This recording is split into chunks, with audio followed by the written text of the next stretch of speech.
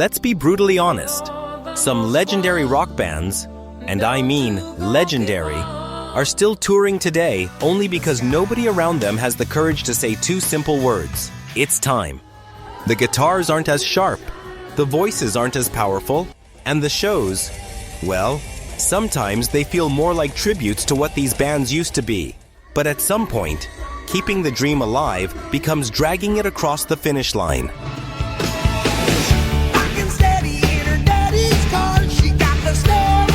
Today, we're diving into a list that's definitely going to piss some people off. 10 iconic rock bands that really should retire right now. Don't hate the messenger. Fans said it first. And honestly, after watching some of their recent performances, you might end up agreeing.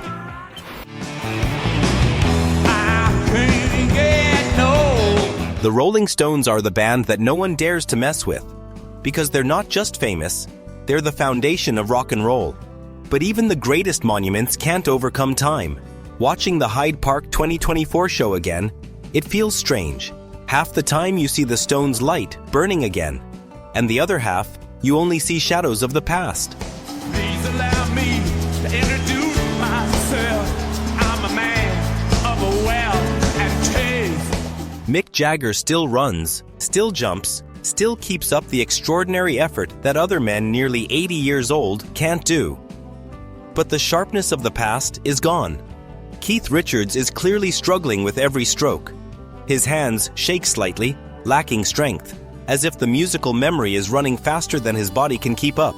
And the absence of Charlie Watts makes every song carry a quiet void. I see a red door and I want to paint it black. The Stones aren't bad, they're just not themselves, see. And when audiences start praising the effort more than the music, that's the clearest sign of it. Perhaps the most legendary thing the Rolling Stones could do right now is leave the stage with their legacy intact.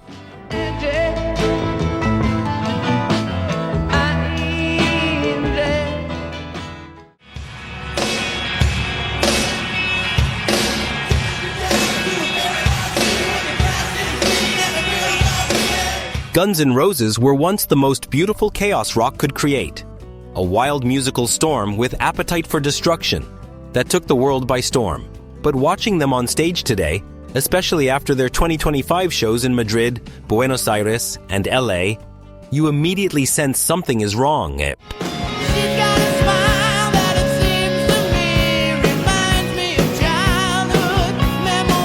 Axl Rose once had a razor-sharp voice. Crazy, explosive, and unpredictable.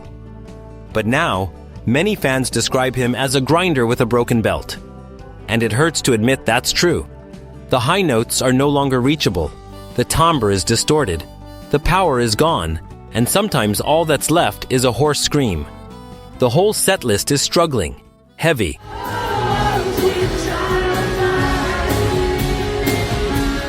Slash and Duff are still awesome. They've never been down, but when the center is no longer stable, everything around it is shaken. Guns N' Roses was a living bomb. Now it is like a cannonball trying to rekindle the glory days. Some legends should end with a brilliant explosion, not with a shadow that lasts forever.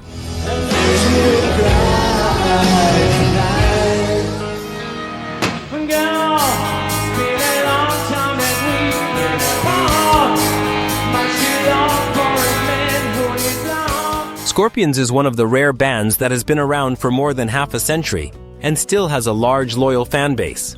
Wind of Change, Still Loving You, Rock You Like a Hurricane. Those songs have become legacies for generations. But while respect for them will never fade, even the oldest fans are starting to say what everyone else sees. It's time for Scorpions to take a break. Klaus Meine is the heart of the band. But he's been through too many surgeries, injuries, and health issues, from nerves to breathing to his spine. Watching the 2024 shows, you'll see him move slower, more deliberately, and the high notes that once rang like hot metal are now replaced by a reticence, sometimes letting the audience sing for him. The wind will blow into your face as the years pass you by. No one blames Klaus. He fought harder than anyone expected. But when trying becomes the highlight of a performance, that's when a legend should know his legacy is complete. Scorpions don't need to prove anything. They just need to close with peace.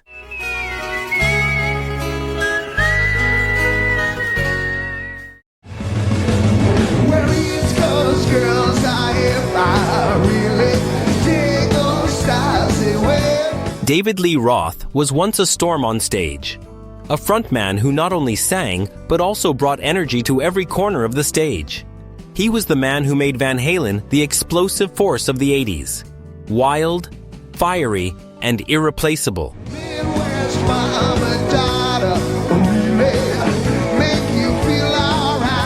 But watching him perform recently, especially his 2025 set at M3 Rock Festival, you realize what no one wants to admit. The chaos of the past has turned into the offbeat of the present. Dave doesn't just miss notes. He skips entire phrases, changes entire melodies, and sometimes sounds like he's singing an alternate version that no one has heard before. The beats slip away from the band. The lyrics fall flat, and the phrasing sometimes sounds like a jazz musician lost in a hard rock show.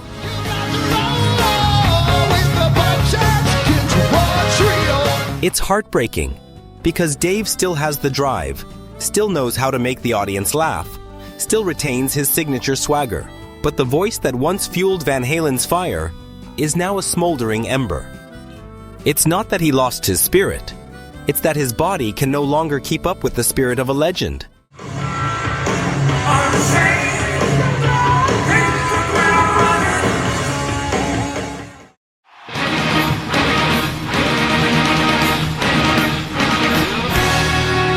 Kiss may be the only band in rock history whose farewell tour has lasted longer than many other bands' careers. They've said goodbye so many times that fans no longer know what's the real end. What's the opening act for another comeback? In the darkness, there's so much I wanna do. And when Ace Frehley left, the sadness had barely subsided when rumors of a new tour immediately appeared, as if Kiss existed in a dimension where farewell was just a slogan. The problem isn't age, it's the virtual that's becoming more apparent. Pre-recorded vocals, every word and phrase perfectly matched in an unnatural way. The obvious lip syncs, the vocals that don't match the microphone, all made Kiss's show more like an action movie than a real rock concert.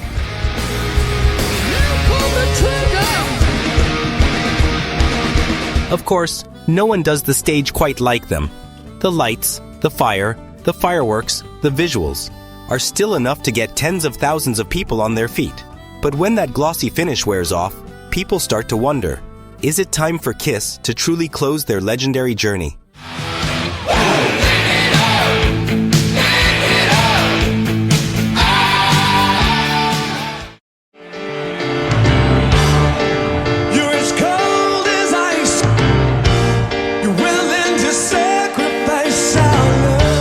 Watching Foreigner today is both an impressive experience and a strange one. Everything on stage is perfect. The sound is clean. The guitars are solid. Kelly Hansen's voice is powerful and very close to Lou Gramm.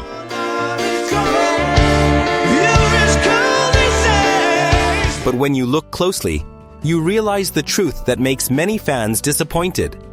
There are no original members left in the band. Not few, but no one. This creates a strange feeling. You are listening to legendary songs performed with technical precision, but without the soul of the people who wrote them.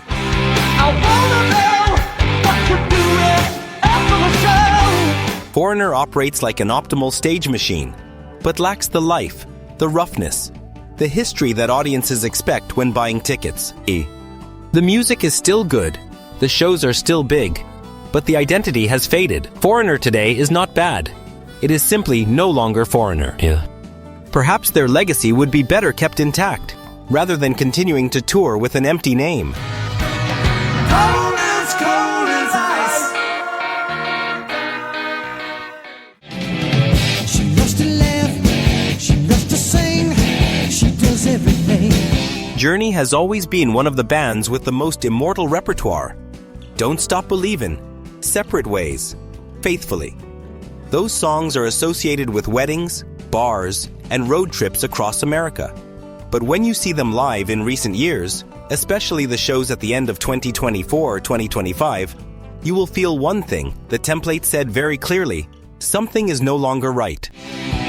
She said, "Anyway you want it, that's the way it be." Arnel Pineda is still a phenomenal singer, a stage warrior, but after more than a decade of singing the terrifying high notes that Steve Perry left behind, the signs of fatigue are becoming obvious.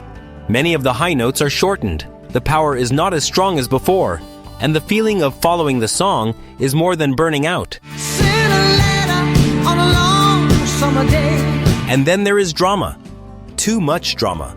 Lawsuits, name disputes, internal strife have stripped Journey of the freedom, and romance that once defined their soul. The template calls them nostalgia machines, and that's true. They perform for memory, not emotion. Journey isn't bad. They've just gone too far, for too long. Perhaps the strongest message they can send now isn't "Don't stop believin'," but that it's time to believe that legacy needs a rest.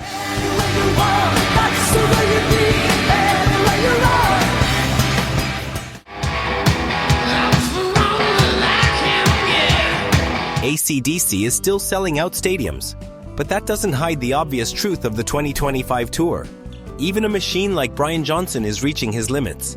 In the sample, the narrator describes shows in Lisbon and Munich as struggling to keep the pitch. And yes, Brian is still fighting, still putting his all into every line, but his signature high notes are now a challenge. He's almost 80 years old and still standing in front of a crowd, still screaming the lines that set the 80s on fire. But his breath is shorter, his power is less sharp, and sometimes you can hear the fatigue creeping through the vocals. Angus Young is still running around like a little demon, but you can feel it. AC/DC is no longer the endless thunder, but the echo left after the storm.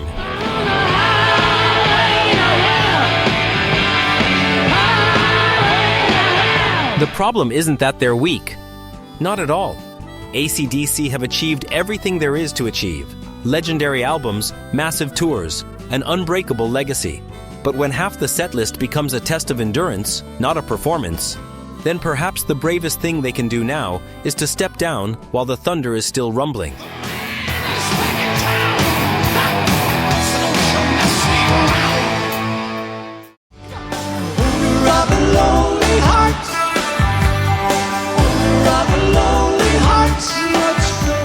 Yes was once the standard for progressive rock. Complex, creative, and intellectual. But today's Yes is like a band stretched too far. Still sounding, but lifeless. The constant lineup changes have left even loyal fans unable to keep up. There are so many versions of Yes playing at the same time that people joke that they need a diagram to determine which lineup is playing at. On stage, everything is still precise, still professional, but lacking the emotion that made Close to the Edge or Fragile. Tempos are slower, harmonies are thinner, and the cohesion between musicians, the soul of prog rock, is now a mere formality. There's no real reason to be lonely. Yes is not bad. They are just not the Yes of their prime, and perhaps the most respectful thing they could do to their legacy is to stop the music before it turns into history replayed.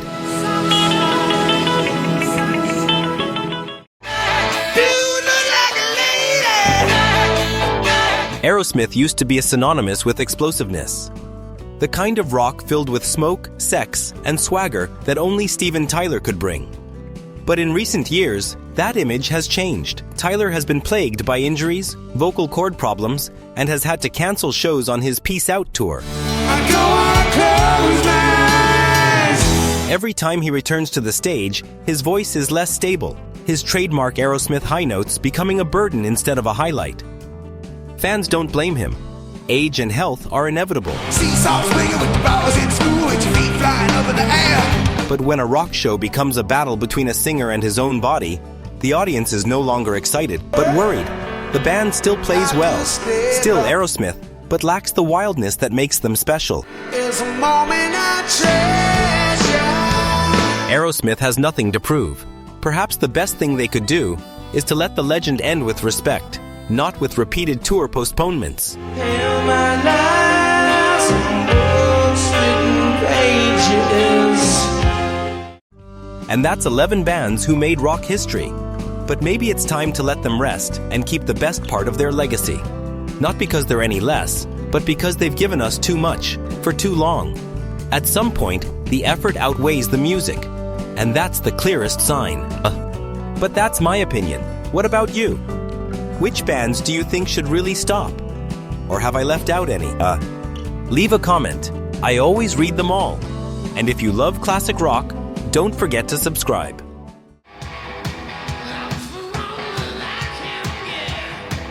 Even Siberia goes through